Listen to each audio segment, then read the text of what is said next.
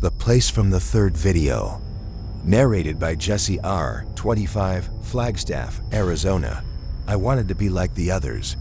The guys who go to cursed places and come back with 1 million views the next day. But no one tells you that sometimes you bring something back. My name is Jesse. I'm 25.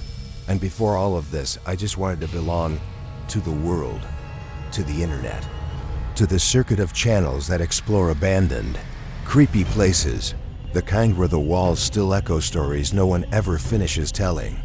I started my channel in 2022. I had no money, no good mic, no professional camera, but I had guts and a playlist of dangerous spots, recommended by obscure forums and already deleted videos.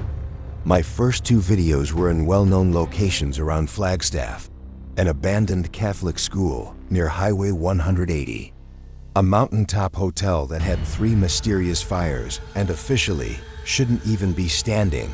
The visits were tense, but nothing supernatural, nothing that kept me up at night. Now the third video. That one nearly got me killed. The location, Grim Pine Farm. The name popped up in an anonymous comment on one of my shorts. Wanna prove you're for real? Go to Grim Pine. Just don't try to come back after. Grim Pine was an abandoned farm about 2 hours from Flagstaff, down dirt roads, dry brush, and nameless hills. The place didn't show up on Google Maps, only in old satellite images with the vegetation tinted dust brown. A dark rectangle lost in the middle of nowhere. I went, the afternoon of September 17th. Dry weather, clear sky. Basic gear, phone, headlamp, backpack with food, power bank, and a knife, mostly for peace of mind, not real use. Arrival. The entrance was an old wooden gate with chains, but no lock. Beyond it, a 2-story house with faded paint and a collapsing porch. I filmed everything. Commented on the wall textures, the bizarre temperature. It was much colder inside than outside. Upstairs, a room with several broken mirrors leaned against the walls, all facing inward, as if someone didn't want them reflecting anything. That's when the sun started to set. I turned on my headlamp. Had the stupid idea of doing a short live stream, just for my closest followers. That's when I saw a new notification. Turn it off and leave now. They already know. The presence. I ignored it. Thought it was a troll. Went down to check the basement. Down there, the smell was of damp earth and rust, even after months of drought. I saw glass bottles scattered around, names scratched onto pieces of wood, a headless doll tied to the ceiling with twine. And then, footsteps, upstairs, slow, heavy. I ran, but not through the front door. I went out the back and hid behind a destroyed tool shed. That's when I saw them. 3 people, walking together, but with disconnected movements. Wearing normal clothes, jeans, jackets, one had a cap. But there was something empty about them. And each of them was carrying a rope, the escape that didn't work. I tried to run to the road, but the road was gone. It was like I'd been walking in circles for hours, even though I'd gone straight. The sky was dark now, my headlamp flickering. Another vibration on the phone. You shouldn't be filming. They showed up again, at the trail entrance, standing still. One of them waved. Not a friendly wave, a slow, deliberate motion, like they were picking me. Hours trapped. I went back to the house and locked myself in a closet upstairs. Stayed there for almost 4 hours. No signal. Too scared to make a sound. I heard footsteps, whispering voices. Low laughter, like they were mocking my panicked breathing. The traveler. It was around 2:30 a.m. when I heard a different sound. A car engine. A pickup truck. Someone had gotten lost. A trucker on a detour, with no GPS signal. I crawled out through the bathroom window, ran like hell, screamed until my throat tore. He saw me. I was saved, but when I looked in the side mirror of the truck as we drove away, I saw them again. Standing on the porch of the house, expressionless, as if they had never moved. Today, I saved the footage, never uploaded it, never watched it again. Sometimes I still get notifications on the channel, comments that disappear after seconds, people saying, "Grim Pine is still waiting for the final video. They want you to come back."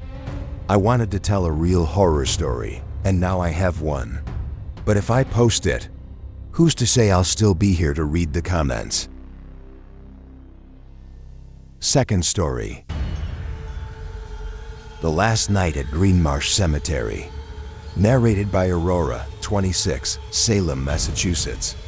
I always said cemeteries were more alive than any other place, but after that night, I stopped saying it out loud. My name is Aurora. I'm 26, I live in Salem, Massachusetts, and yes, I know what you're probably thinking. Salem. Which city? A girl named after a cosmic entity. Lives with her boyfriend, wears black, reads tarot, studies art, and walks through cemeteries like she's visiting museums. Cliché? Maybe. But even clichés have flesh and blood. And what I'm about to tell you isn't part of my aesthetic. It really happened.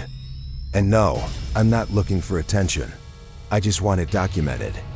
My boyfriend's name is Shane, 30 years old, bartender, plays in a band called Eulogy of Echoes. We met in an analog photography group 3 years ago.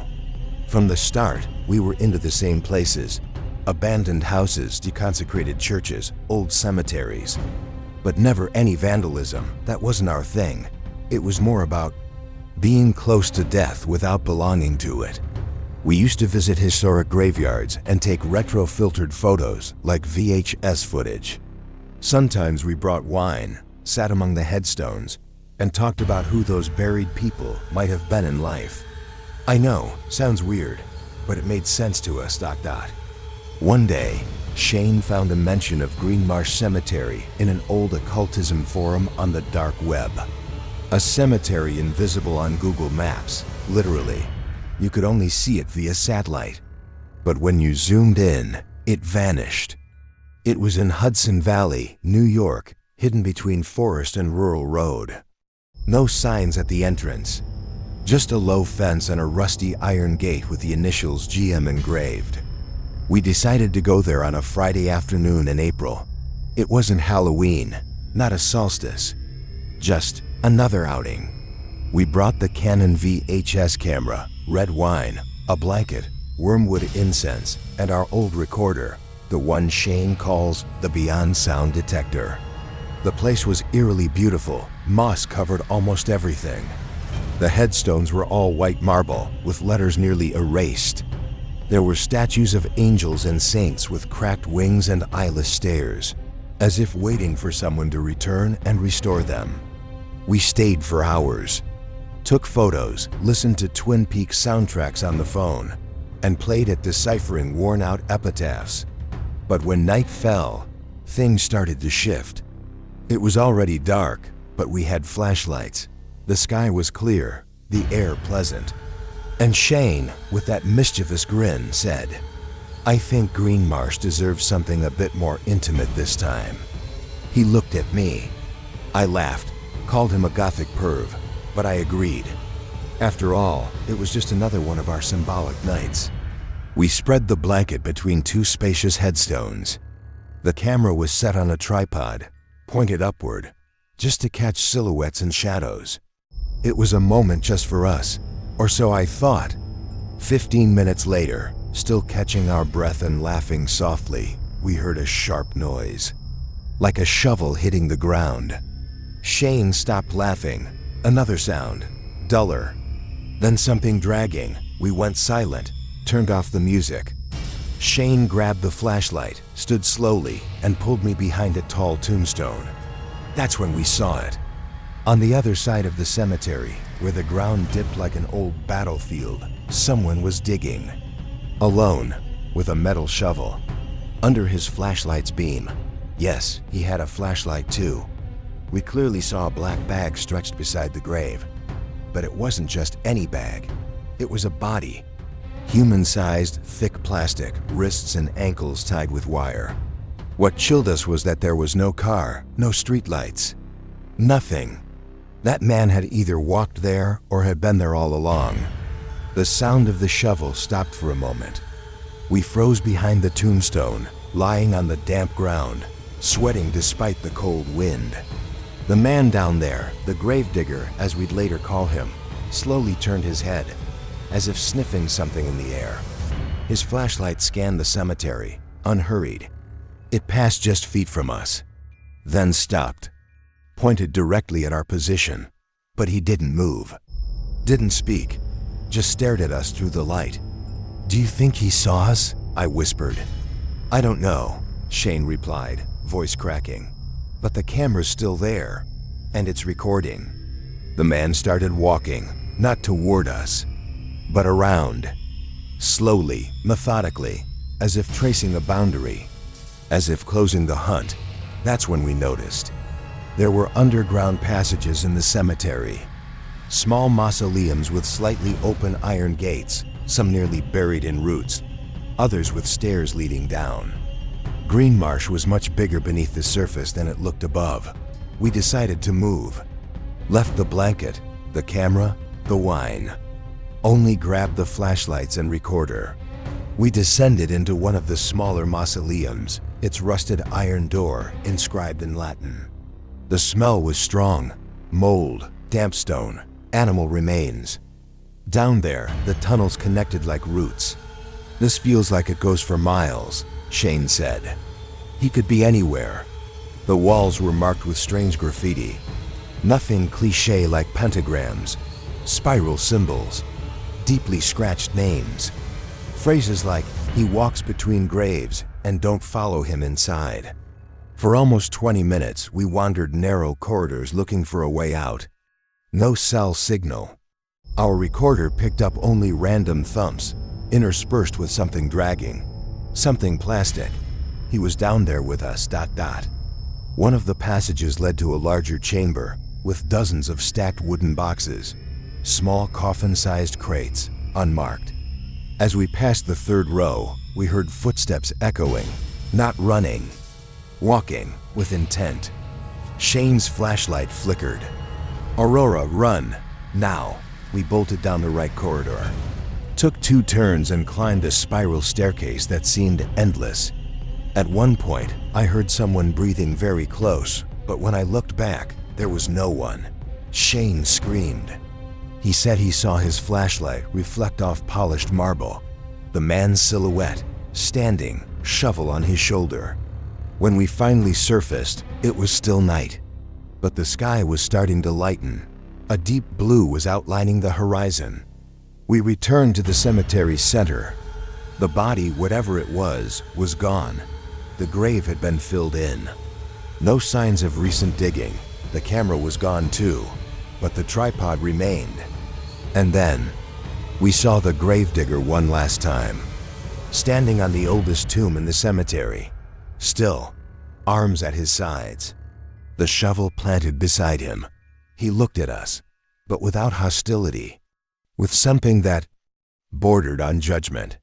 The cemetery gate creaked. Within minutes, the first morning visitors began to arrive. Ordinary people, families, elderly with flowers, couples with small children. When we looked back, he was gone. We drove for over 40 minutes in silence, no direction. Shane was pale. I couldn't stop looking in the rearview mirror, even after we hit the main road. "You saw the way he looked, Aurora?" he said. It wasn't just a threat. It was like he was waiting for something from us. For days, we avoided talking about what happened. Not because we wanted to forget, that was impossible, but it felt like speaking it aloud would give it form. The camera was gone. But Shane insisted he'd backed up the footage to his phone via the Canon app, just before switching to direct recording. Something automatic he'd set up weeks prior. On the third day, he found the files. The first clips were normal, our arrival, jokes among the headstones, the setup for the video, the photos, the wine, the conversations. But then, something strange. The recording from our escape, the part where we hid and went underground, wasn't there. In its place, there was a completely different video clip. Short, 2 minutes and 33 seconds. It showed the two of us sleeping, lying on the red blanket between the graves, as if someone had returned afterward. The camera was filming from above, from an angle we never used, as if it were mounted in a tree, or held by someone very tall. Both of us lying still. But there was one detail that chilled us completely. Between us, someone was crouching. An indistinct figure, like a shadow in black clothes. Still, unmoving, just watching us sleep. The face, covered by a stained white cloth. Since that day, things changed between Shane and me. We slept less, talked less. I started pulling away from social media. He started going out with other people. In the fall, we broke up. But before moving out, he left me a strange gift. An envelope with a flash drive. On the post-it, just one sentence. Never upload, but never delete. I still have that video. I've never watched it again. But I know it's there. With that final frame, the crouching figure motionless between us, and the last sound. A dry snap, followed by a whispered voice saying something incomprehensible. I've researched Green Marsh for years, but officially, it doesn't exist. No mention in Hudson Valley records, no photos, no listings. But sometimes, deep in hidden forums, someone asks, has anyone been to the cemetery where bodies are buried without record? Or worse, does the Guy M. gravedigger still work? He waits for those who disrespect sacred ground. The camera filmed more than it should. And since then, I understand why some cemeteries vanish from maps. Not all the dead accept an audience.